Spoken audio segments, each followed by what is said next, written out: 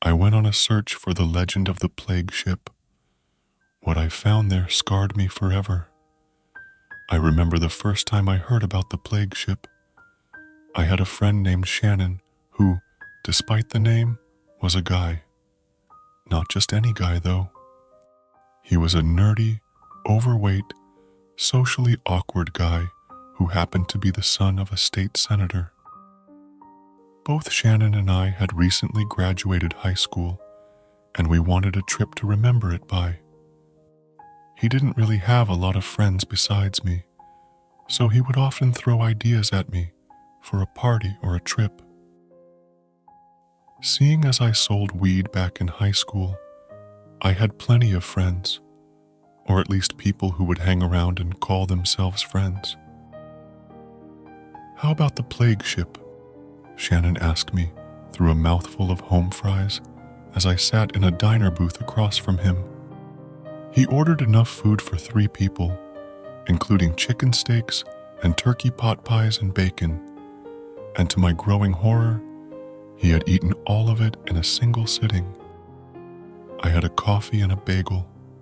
I sat there, wondering how he didn't throw up. "The plague."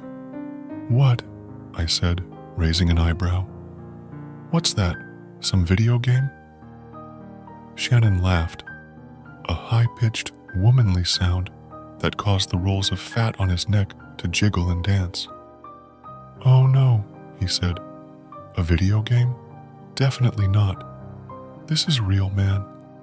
My dad told me about it, and I did a little research." Now I was intrigued. I leaned closer across the table, feeling the wispy heat from the coffee rising towards my face. "Your dad knows about it, huh? Tell me everything you know." And he did, though it wasn't much. According to rumors his father had heard, the Coast Guard, police boats, and fishermen in the area kept encountering an unknown vessel. From eyewitness accounts, it looked ancient and battered. The staves of the hull had rotten holes covered with black mold. The mold sent out tendrils that seemed to grasp and flex across the outside of the ship like clenching fingers. The sails of the boat had coarse, black stitches running in irregular square patches up and down it. A strange, white kind of leather composed the sails, which witnesses claimed looked like human skin. Dozens of skulls tied to ropes jiggled from the masthead, cracking into each other with hollow smacks like wind chimes from hell. And at the top of the masthead, like the angel on a Christmas tree, a crucified, decaying body hung, silver nails biting deeply into its wrists and ankles to secure it forever to the post. "That sounds like an urban legend," I said, rolling my eyes. "That's like all those legends about the Mary Celeste, still roaming the seas with her ghost sailors." "But that's not all," Shannon said, lowering his voice into a faux spooky campfire tone. His magnified eyes behind his glasses looked owlish, roaming around the diner as if looking for something and not finding it. There were deaths and disappearances. The people who saw the ship claim that it has walking corpses, men with slit throats and pale, waterlogged skin who abduct anyone who sees the ship. One guy apparently escaped by shooting his captor and jumping overboard. A Coast Guard vessel ended up finding him near the flaming ruins of his boat a few hours later. He said they killed everyone else in horrible ways, skinning them, crucifying them, keel-hauling them, everything. He said they burned his wife alive on the ship. "What does keel-hauling mean?" I asked. He shook his head. "You really don't want to know? It's like the sailors' version of skinning, I guess, using sharp barnacles on the side of the ship." They strip the person naked and then drag the person's back up and down over the edges of the shells, and like hundreds of little razor blades, they just scrape into the flesh. He shuddered. I don't know who thinks up these punishments. I thought about his idea of going out to find this mysterious ghost ship. I had no doubt in my mind that the entire story was probably a load of bullshit, but it would be fun to get out on the ocean. Okay, let's do it, I said, grinning. We should get a few people together and go out and find this cursed ship. I'm sure it will be a trip worth remembering. We had asked around in our circle of friends and found a few who knew about boats and sailing. Travis, a friend of mine who towered over the rest of us and who constantly smelled like weed, told me his dad had been in the Navy and had taught him all sorts of useless crap about boating. He even told us his dad had a boat in the ocean port, not too far from where all the activity with the supposed ghost ship had been spotted, and that he would let him use it if we filled it with gas and gave his father a few $100 for wear and tear. Seeing as most boat rental agencies charged anywhere from $200 to $700 an hour around my area, I was instantly on board with the idea of paying much less. And that's how I found myself on a white, sparkling cabin cruiser with Shannon, Travis, and 2 other friends who volunteered to come on the trip. A pair of identical twin girls I knew named Leslie and Sadie. The name of the boat shone on the side in bright silver letters, the Sea Lady. A couple weeks after Shannon had first proposed the idea, we set off a couple hours before sunset, deciding to do some night boating and see the endless expanse of the Atlantic under the dark summer sky. And if we came across the ghost ship, so much the better. But I wasn't holding my breath. We set off from the port, the exclamations of multiple excited voices reverberating over the open water. The cabin cruiser was slightly crowded with 5 people, but it wasn't too bad. I had brought a couple of ounces of magic mushrooms and quite a bit of cannabis edibles and flour.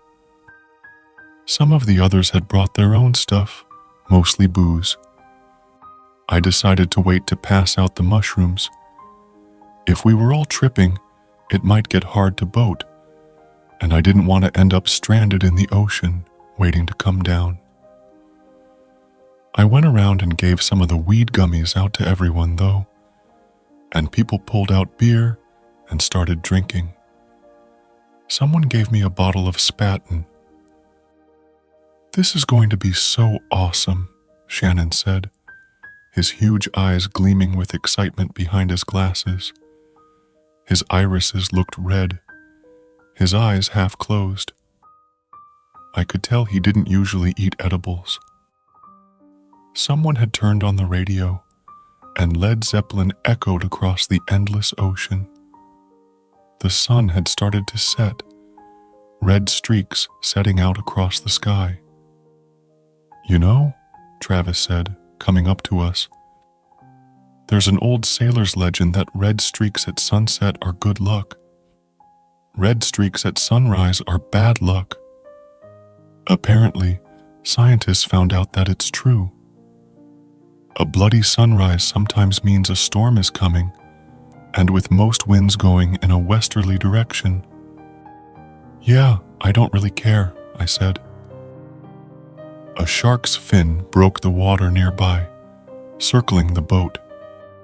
It snapped at something under the dark surface, and a cloud of bright red blood rose up, expanding like smoke through the shadowy water. "I didn't know we had sharks around here." Leslie and Sadie had joined us. They were both thin, with eyes so pale blue they looked almost colorless. Dirty blonde hair ran down their backs. They were not, thankfully, dressed identically, because I would have found that somewhat creepy. Leslie had some expensive designer clothing, while Sadie wore a shirt for some heavy metal band called Samael. I ended up passing out some mushrooms to everyone soon after. Shannon said he didn't want any, but everyone else ate a handful. I chewed the dried, fibrous stalks with an expression of disgust, choking it down with a bottle of Coke. "There are sharks everywhere," Travis said, staring out at the fin, splicing the water as it receded into the distance. "They're nature's alpha predators. They almost never get cancer, and they can keep regrowing their teeth when they lose them.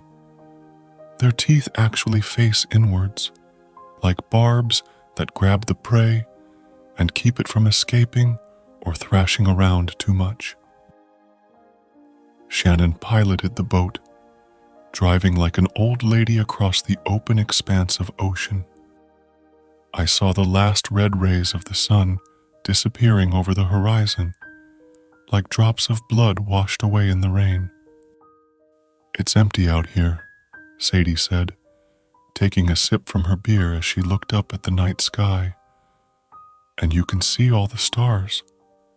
There are no clouds. They're all so bright out here." "Is it normal to not see any other boats?" I asked Travis. He shrugged. "I guess. I don't usually come out at nighttime, though. My dad took me fishing at night a few times when I was a kid, and I still remember seeing Coast Guard and police boats occasionally, though," Travis said.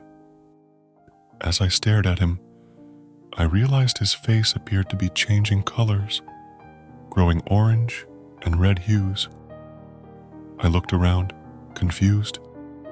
On the horizon, I saw a boat on fire. Long fingers of flame reached upwards towards the sky, sending out billowing black columns of choking smoke.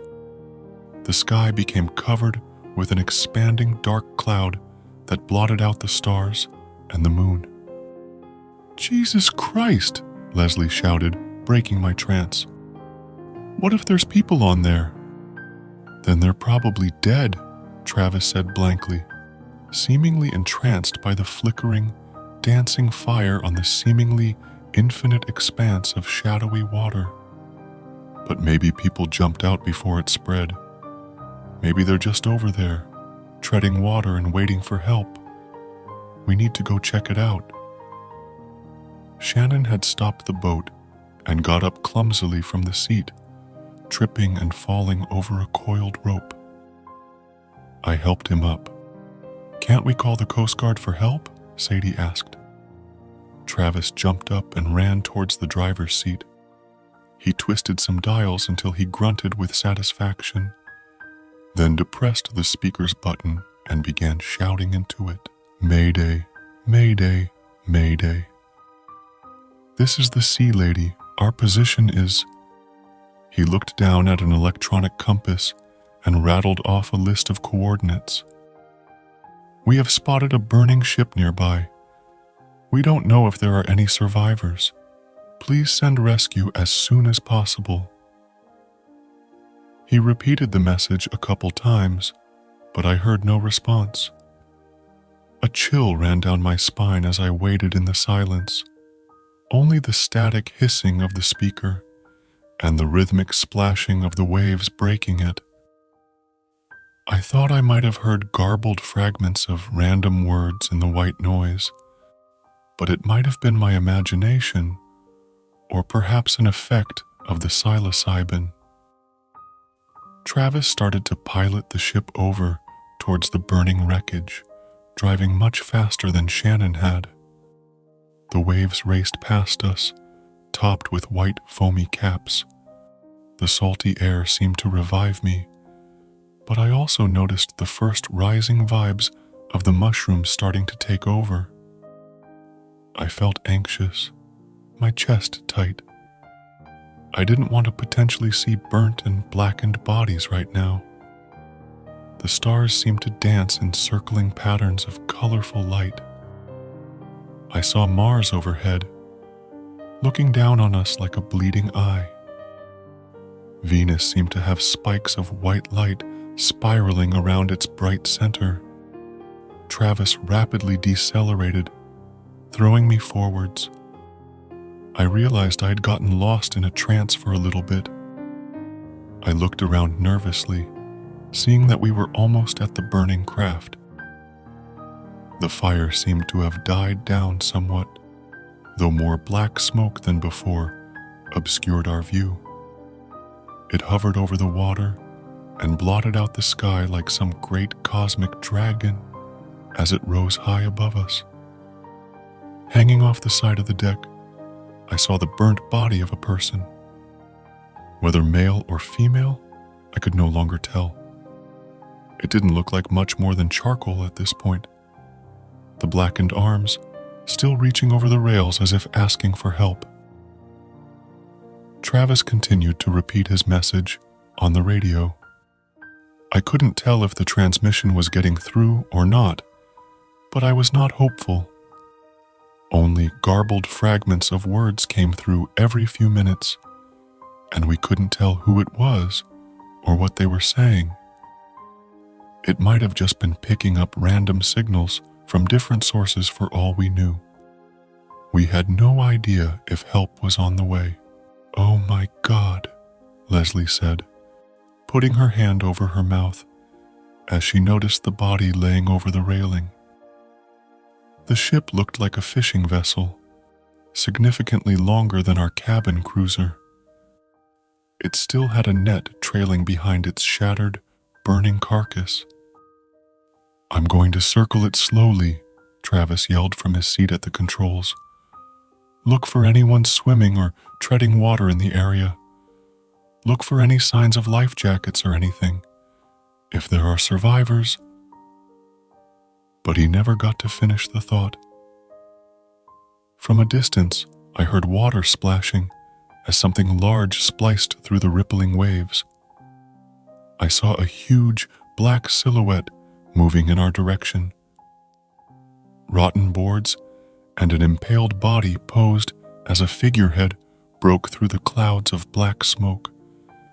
The haze parted, and in that moment, I saw a ship that looked straight out of a nightmare. The keel rose out of the water like a black scab.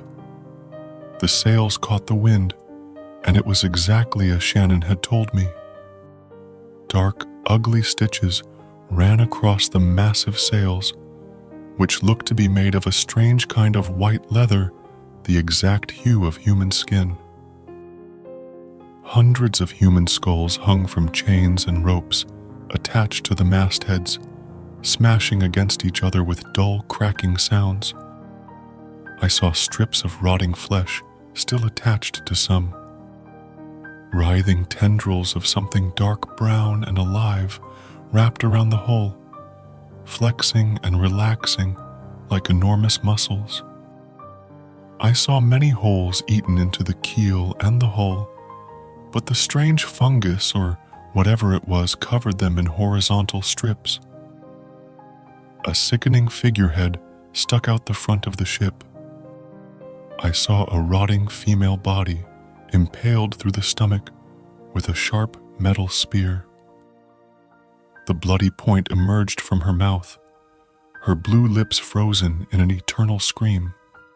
The decomposing flesh hung off in strips, waving in the breeze like some grotesque flag. Her eyes stared blankly, still open. Cloudy death cataracts covered them, giving them a faded look. Human silhouettes gazed over the sides of the craft at us. I looked up and met the white, glistening eyes of one as it stared blankly down. I immediately wished I hadn't. It had white, mirrored eyes, like a raccoon caught in the headlights of a car. I saw colorless gray skin hanging loose off the bones. Some of them had deep slash marks on their throats or faces, while others had holes blown in their stomachs and chests. They all had weapons in their hands, and stood as still as statues, grinning down at us as the ship sped towards the sea lady. "Get us away, Travis!" Sadie screamed, running over to where Travis sat in the cockpit, sweating heavily despite the fierce ocean wind. Travis's one diamond earring sparkled and glistened as he furiously pushed the boat towards its upper limit. Shannon walked over to my side, staring up at me with huge eyes. His fat, soft body quivered with terror. "I can't believe it's real," Shannon whispered. The plague ship drew nearer, moving in a blur through the smoke. The engine whined and shrieked as Travis pushed the sea lady to its upper limit. But as I looked back, the ship seemed to loom larger and larger, and I thought of the shark's fin we had seen racing across the ocean towards some smaller fish. Now, we were the fish, and I knew without a doubt that the shark had found us. The ship smashed into the sea lady with a shrieking of tearing metal. It felt like an earthquake under my feet. I got thrown violently across the deck, smashing my face into the railing. I saw a violent explosion of colors in my vision, purples and blacks, and dark reds flowing down and dripping in kaleidoscopic tunnels. The mushrooms had fully kicked in. A rising sense of total panic shook my soul. Travis was standing next to me, blood dripping from his nose. He hauled me up to my feet. He started screaming something in my ear, but all I could hear was hundreds of gallons of water rushing into the boat and, behind that, the ticking of the engine, like some massive mechanical heart undergoing cardiac arrest. Finally, the engine died with a loud groan. The plague ship had turned and begun to circle back to where our boat stood in the water, as stranded as a shipwrecked sailor. Travis furiously tried to get the engine started again, but I heard noises like flooding and random sputters and hiccups from the boat. "Oh my God, we're going to die here, aren't we?" Leslie asked, crying into her hands. Sadie rolled her eyes.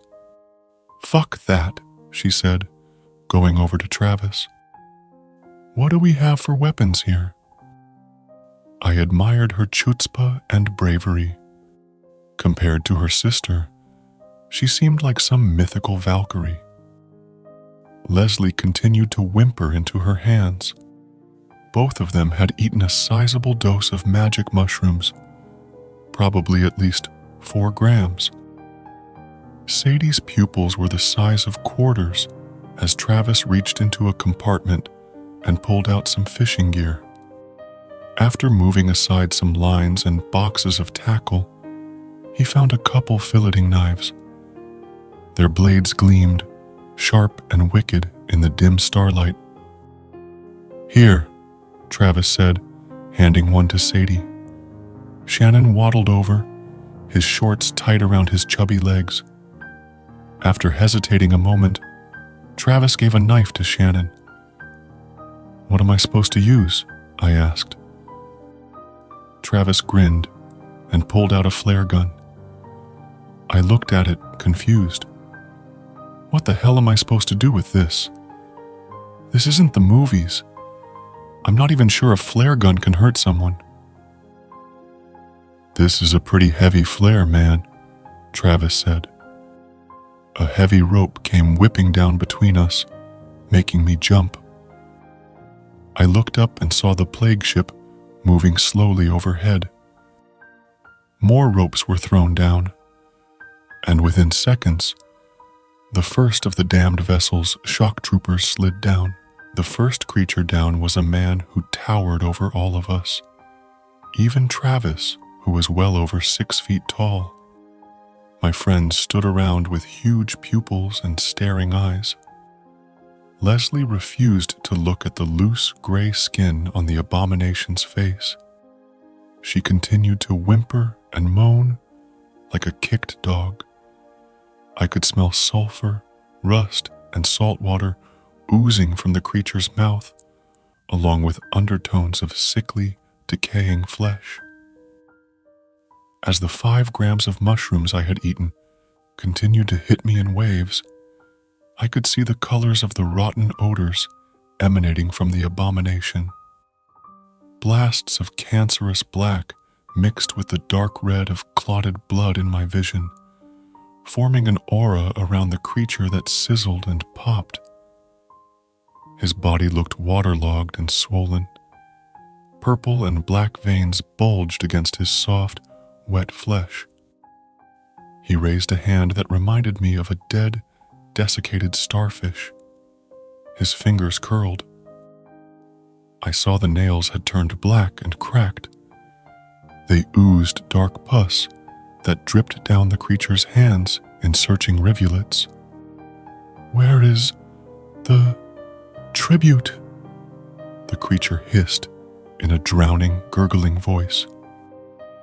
Salt water and blood bubbled from his cyanotic lips. I could hear my heart in my ears, slamming repeatedly against the cage of bones that held it as if trying to escape from the death it knew was so near.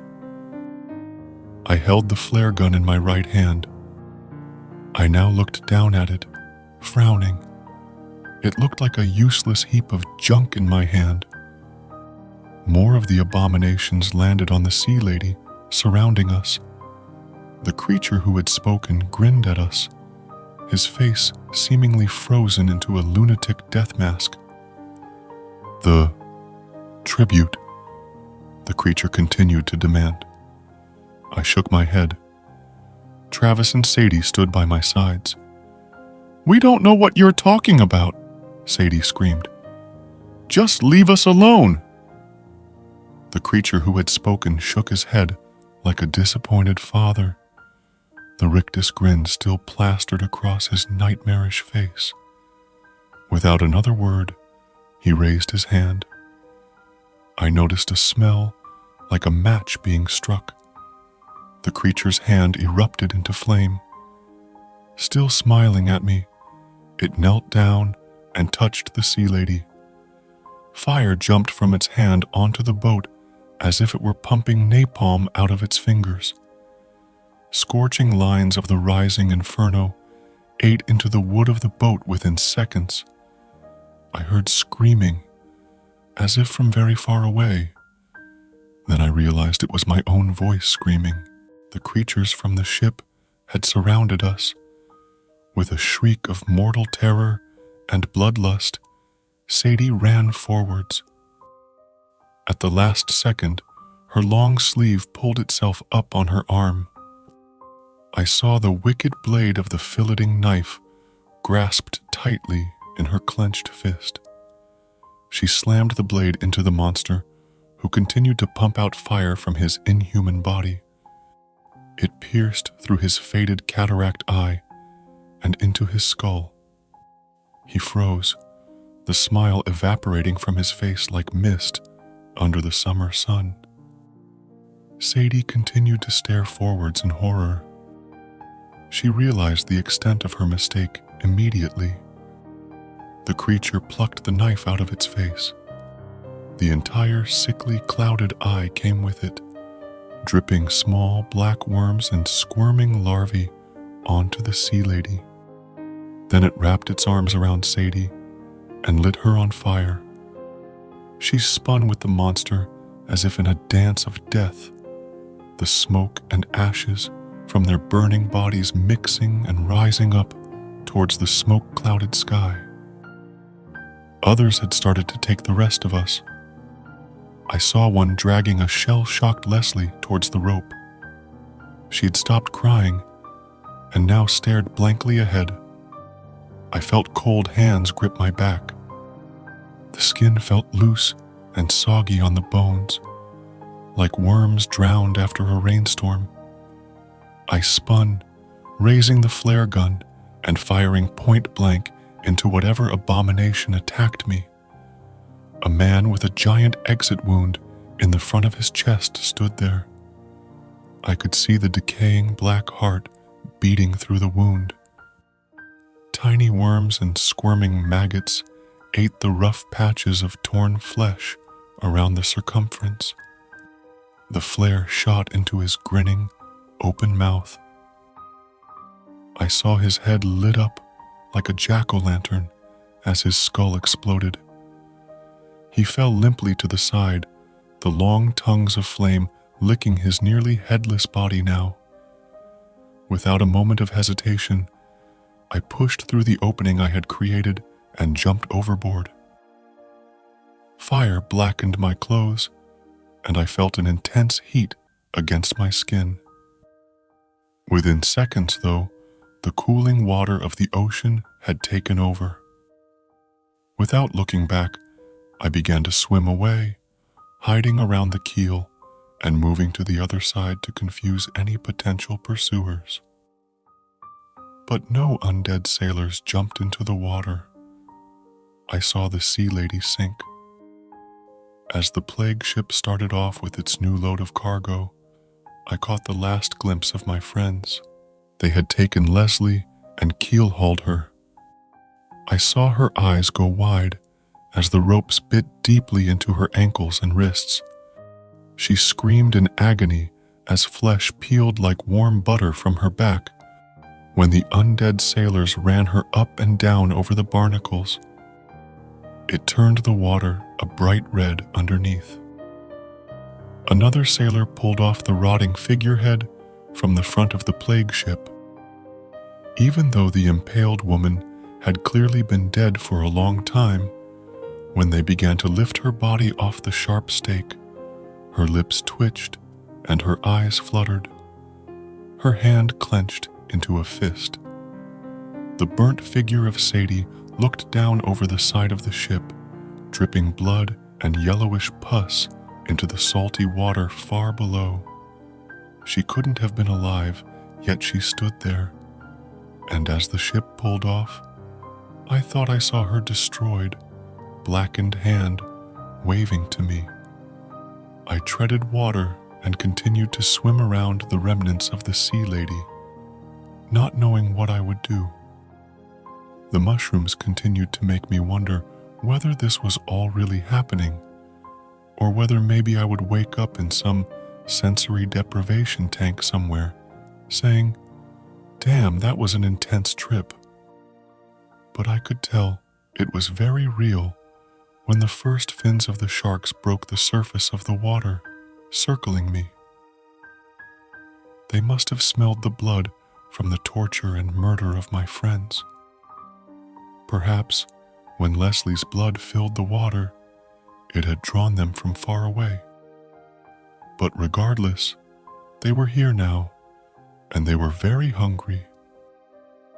I clung to a piece of debris from the sea lady.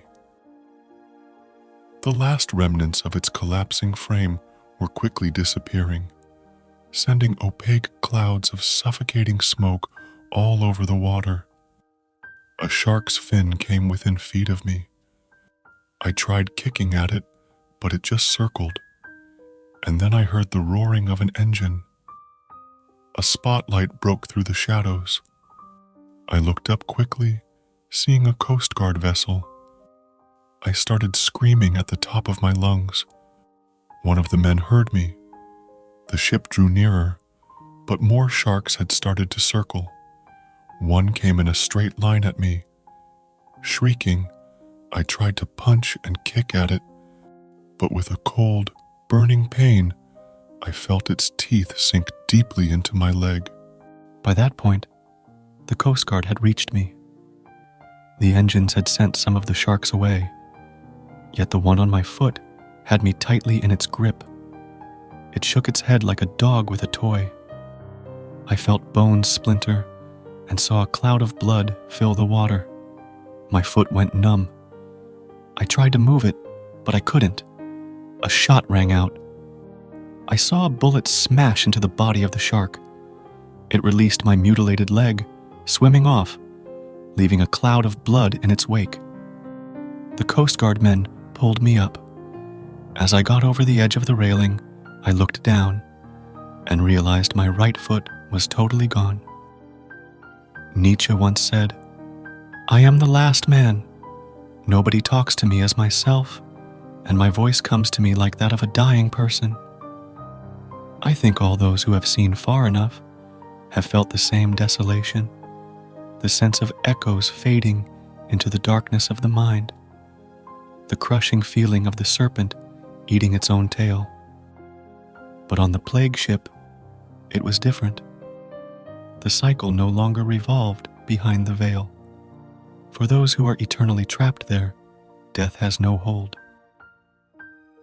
Thanks for watching, and subscribe our channel to watch daily scary stories.